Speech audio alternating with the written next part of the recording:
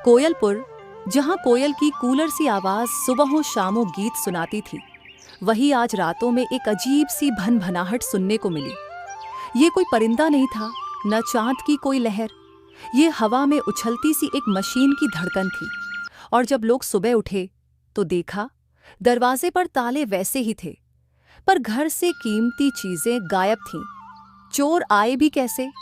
पैरों के निशान नहीं, कोई कांच नहीं टूटा, जैसे कोई आसमान से उतरकर सब उठा ले गया हो। ओह माय, मेरी सिल सलोन कहाँ गया? ये कोई साधारण चोर नहीं, ये कोई नई तरकीब है। कोई हवा में उड़ने वाला चोर, ड्रोन चोर।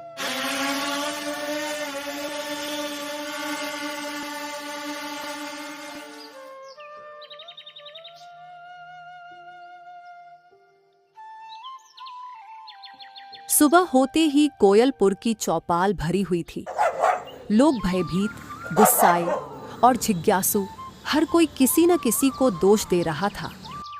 कुछ ने कहा बाहरी गिरोह, कुछ ने कहा किसी शहर के चोरों ने ड्रोन इस्तेमाल किया, पर सच का सुर अभी लुका हुआ था। किसी भी तरह की अफवाह बर्दाश्त नहीं। रमेश, तुम चौकीदारी अच्छे से करना।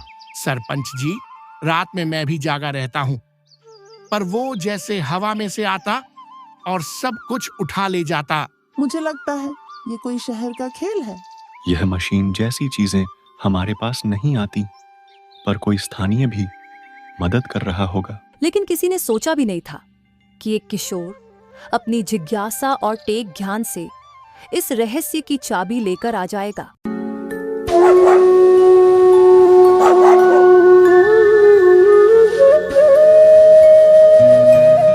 अमन, निर्भीक, जिज्ञासु और थोड़ा बचकाना, उसने तय किया कि सिर्फ बैठकर शिकायत करने से कुछ नहीं होगा। उसे सच जानना था। अगर ड्रोन से चोरी हो रही थी तो कोई संकेत बचे होंगे, और संकेत ढूंढने के लिए चाहिए था साहस, थोड़ी चाल और टेक्नो हिम्मत। मीरा, मैं इसको ढूंढ निकालूंगा। ड्रोन देखा था मैंने। तुम पागल हो? रात में जाना? पर रुको, तुम अकेले क्या करोगे? मीरा और अमन बात कर रहे थे, तभी ईशान वहां आता है। अगर तुम सच में ड्रोन पकड़ने निकलते हो तो मेरे पास पुराने कैमरे और सिग्नल डिटेक्टर हैं, साथ चलो। अमन, मीरा और ईशान की तीनों की आंखों में फैसला, छोटी सी योजना बनती है। रात में छुपकर देखना।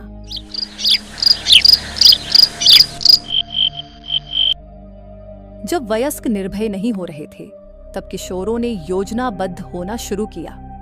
ईशान ने पुराने कैमरों में IR मॉड्यूल लगाए, अमन ने मंदिर के पास ट्रैप लगाना तय किया, और मीरा ने गांव वालों की चप्पलें छिपाकर छोटे छोटे संकेत बनाए ताकि कोई गलती न हो। IR कैमरा कमरे में रखो, रात में हिट करेगा। ट्रैप के ऊपर चमकदार बोरी रखेंगे और नीचे मैग्नेटिक सेंसिंग। और मैंने गांव वालों को समझा दिया, रात को घरों से बाहर मत निकलना। रात होने से पहले ट्रैप सेट हो गया, लेकिन क्या यह काम करेगा? रात गहरी हुई और कोयलपुर की चांदनी ने अपनी सफेद छड़ियों में डर डाला। तीनों बच्चे छुपे हुए थे।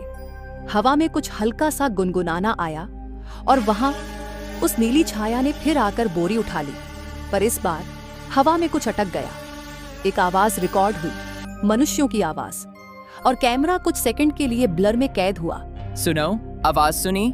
किसी ने कमांड दिया। रिकॉर्ड हुआ, मैं इसे सेव कर रहा हूँ, हम पास सबूत लाएंगे। रिकॉर्डिंग में जो क्षण कैद हुआ वह चोर के पीछे का पहला सुस्पष्ट संकेत था, पर पहचान अभी भी एक धुंधली परछाई में छुपी थी। सुबह आई और रिकॉर्ड प्ले हुआ। पूरा गांव बच्चों के पास इकट्ठा। रिकॉर्ड में आई आवाज ने सबको झकझोर दिया। अब सवाल था, कौन उस सेंटिमेंटल कमांड को दे रहा था? शहर से कोई नहीं आता आसानी से, तो क्या कोई स्थानीय मददगार था? अगर हमें ऑपरेटर का पता चला तो हम कानून के पास जाएंगे। रात को चौकीदारी और मजबूत कर दूंगा। हमें पहले सोचना चाहिए, किसी निर्दोष पर इल्जाम नहीं लगाना चाहिए। गांव में दो राय हुई। कुछ लोग कठोर कार्रवाई चाहते थे, कुछ लोग पहले सबूत मांगते थे, पर सच जल्दी या धीरे सामने ही आता है। ईशान ने रिकॉर्ड की तस्वीरों का फ्रेम बाय फ्रेम विश्लेषण किया। एक फ्रेम में ड्रोन के नीचे एक छोटा स्टिकर झलक गया। उसी के रंग और चिन्ह की पहचान ईशान ने पिछले हफ्ते गांव में देखी हुई एक ट्रक पर की थी, और यही निशान उन्हें एक छोटा सा रास्ता देता है, शहर की तरफ एक ट्रक जिसने हाल फिलहाल सामान भेजा था। देखो, वही साइन, वही स्टिकर मैंने ठेकेदार के ट्रक पर देखा था। चलो उस ठेकेदार के पास चलते हैं, शायद उसने बेचा होगा। पहले सबूत जुटाओ, फिर घोषणा। ट्रक का निशान मिलना कहानी को शहर की तरफ खिसकाता है, पर क्या सच बस इतना ही होगा?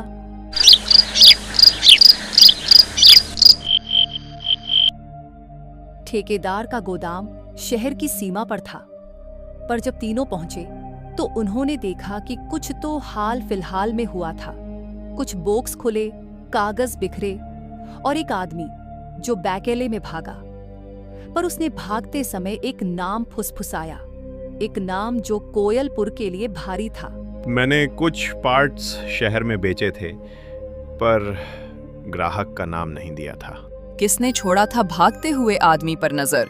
हमें पुलिस से पहले जानकारी चाहिए। मैंने मॉड्यूल का सिग्नल ट्रेस किया था, ये किसी कोड से जुड़े हुए किस्म का था। भागने वाला आदमी कौन था और क्या वह स्थानीय है या बाहरी गैंग? हुकी वाला यह था, कोई नाम फुसफुसाया, विक्रम।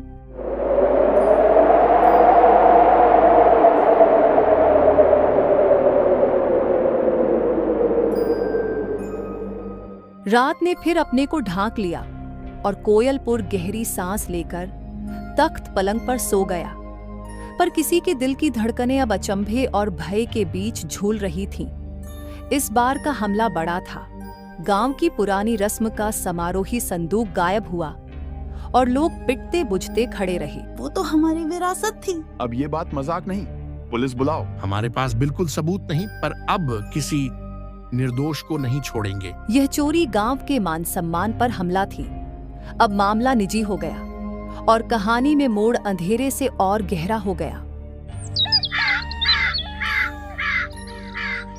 ईशान ने अंतिम रिकॉर्डिंग के ऑडियो को अलग अलग स्लो मोशन में रिप्ले किया। कुछ अजीब था, बैकग्राउंड में एक आदमी का गुनगुनाना और फिर एक शब्द, शिवपुर पोस्ट। ये शब्द आया और छूटा, पर यह संकेत इतना पर्याप्त था कि कोई स्थानीय कार्यालय या डाकघर इसमें भूमिका निभाता हो। रिकॉर्ड में शिवपुर पोस्ट जैसा कुछ सुनाई देता है। ये शोर में छुपा हुआ है। शिवपुर पोस्ट? पहले कभी सुना नहीं। चलो जांचते हैं। बस ध्यान से, किसी भी बात को उठाकर फेंकना खतरनाक होगा। डाकघर की ओर इशारा कहानी को नए मोड़ पर ले जाता है। एक ऐसी जगह जो हर गांव में सुरक्षित मानी जाती है। क्या वही अंदर से मदद कर रहा था?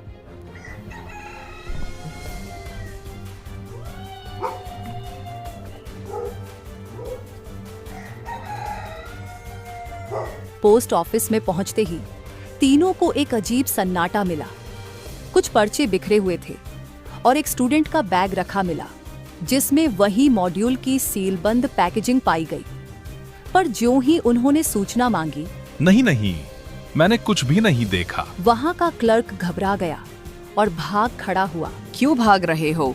क्या तुम्हारे पास बात है? हमारे पास सबूत है, तुम्हें अब बताना होगा। भागते हुए क्लर्क के पीछे जो और इशारा मिलेगा वह क्लासिक मोड है। क्लर्क फोन उठाकर किसी को बताता है। उन्हें अब पता चल गया, तैयारी कर लो। ये संकेत दर्शाता है कि ऑपरेटर को अब उनकी खोज की भनक लग चुकी है।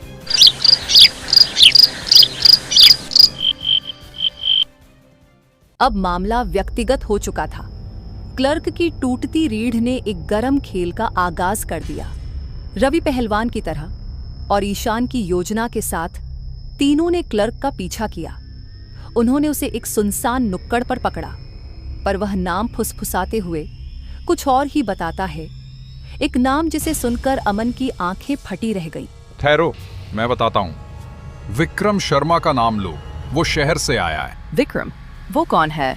क्या शहर का कोई जालसाज? अगर ये सच है तो हमें ठोस सबूत चाहिए, और अगर विक्रम स्थानीय निकला तो। नाम सुनकर दर्शक चौंकता है। अब ड्रोन के पीछे संभावित ऑपरेटर का नाम मिल चुका है, पर क्या विक्रम ही असल में मास्टरमाइंड है या किसी दबाव में फंसा व्यक्ति? विक्रम शर्मा, शहर का नाम सुनकर गांव के बीच सन्नाटा छा गया। पर जब तीनों ने उसे खोजा तो उन्हें एक थका हुआ आदमी मिला। न कोई डाकू, न कोई गैंगस्टर। उसकी आंखों में डर और हाथों में कुछ तोड़ फोड़ की निशानियां थीं। उसने बताया कि उसे किसी ने मजबूर किया था, किसी ने उसके परिवार को बंधक बनाया था। मैंने नहीं चाहा, पर उन्होंने मेरी माँ और भाई को पकड़ रखा था। पैसा नहीं देने पर उन्होंने कहा, रात में उड़ाओ और पैसे दो। तो तुम पर दबाव था, पर चोरी गलत है। हमें क्या करना चाहिए?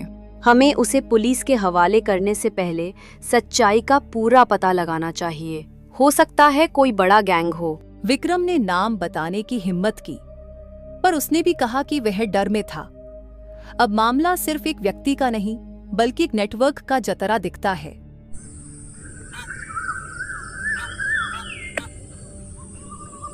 कोयलपुर की मिट्टी ने यह सिखाया, जब इंसान पर संकट हो तो समुदाय की समझ ही उसे बचाती है।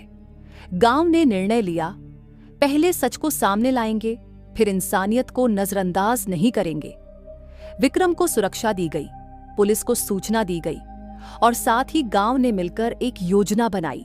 ड्रोन ऑपरेटर के निशानों की क्लियर ट्रैपिंग। हम पुलिस को बुलाएंगे, पर विक्रम को हम अपने पास रखें, किसी को अंधेर में न छोड़ें। प्यार और कानून दोनों साथ चलेंगे। और साथ में हम अपने बच्चों को और जागरूक करेंगे। गांव ने अब एक संगठित योजना बनाई, पर असली पल अब आने वाला था। ड्रोन गैंग की जड़ कहां तक फैली थी?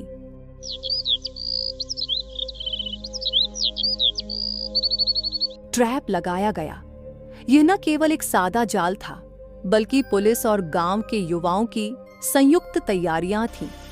जब ड्रोन आया तो उस पर लगा सिग्नल ब्लॉकर और एक लो कैम रिकॉर्डर तुरंत सक्रिय हुआ और हवा में फिर वही आवाज आई। पर इस बार ओवरलाई में पुलिस की रेड टीम ने उसे ट्रेस कर लिया। एक बड़ी गाड़ी उसी निशान पर पाई गई और उसमें से जो निकला वह सबकी सोच से परे था।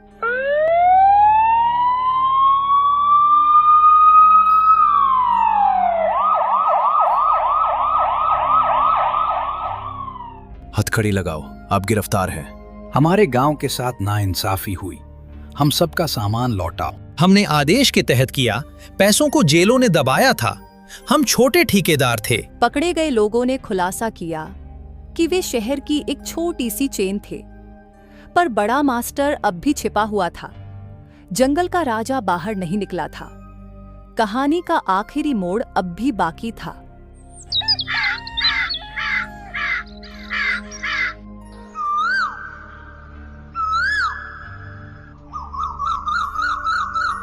कोयलपुर की सुबह फिर से कोयल की कूक से जागी, पर इस बार जागने वालों के दिलों में नए सबक थे। तकनीक का गलत इस्तेमाल इंसान को बदनाम कर देता है, पर इंसानियत, समझदारी और समुदाय की एकजुटता उस गलत उपयोग को रोक सकती है। विक्रम की मदद कर पुलिस न्याय करने निकली और गांव ने फैसला किया कि अब वे खुद अपनी रक्षा में सक्षम होंगे, पर साथ ही नई पीढ़ी को सीखेंगे कि टेक्नोलॉजी का उद्देश्य कभी नुकसान नहीं होना चाहिए। हमें अब जल्दबाजी में किसी पर इल्जाम नहीं लगाना। सबूत चाहिए और समुदाय की सहायता होनी चाहिए। यह कहानी हम सबको सिखाती है, डर के भरोसे नहीं, समझ के भरोसे जीना। हमने मिलकर सच देखा और जीत भी। टेक शक्ति अच्छे काम में लगाना ही असली सीख है। टेक्नोलॉजी का इस्तेमाल इंसान को ऊंचा उठा सकता है, पर अगर वो गलत हाथों में पड़ जाए तो आसमान से भी आफत आ सकती है। समझो, मदद करो और हमेशा इंसानियत का हाथ थामे रहो।